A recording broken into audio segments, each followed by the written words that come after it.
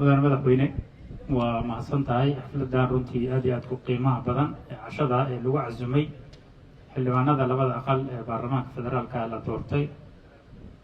golaha shacabka iyo aqalka sare laba deegaan doorashada lagu kala qabtay oo xildhibaanada ruuxooda isbarasho u caawa in meesha lagu kulmo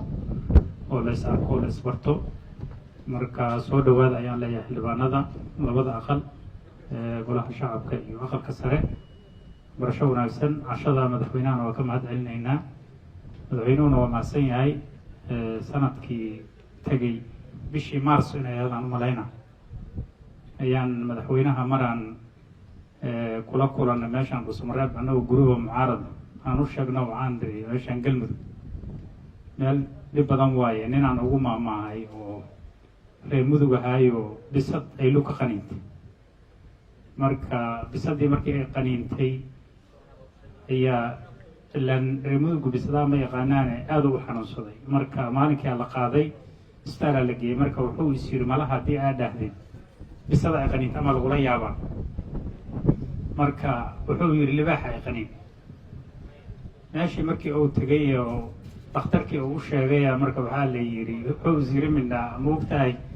waxaa jira wax dadku iska aaminsan yihiin oo wax aadan qabin haddaad sheegto inaadan ku caafimaadinaaba dhici karta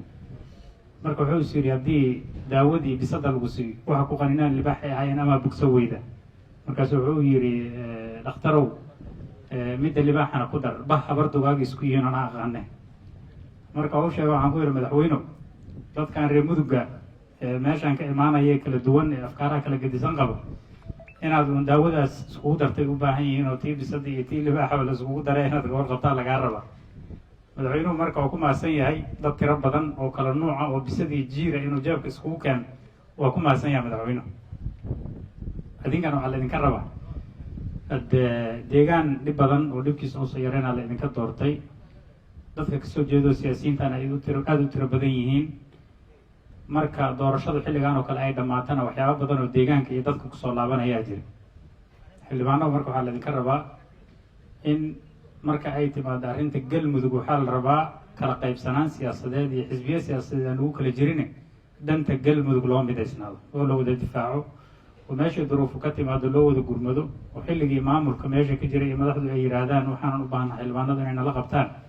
ama waxaana galmudug u baahan tahay federaalka in laga soo qabto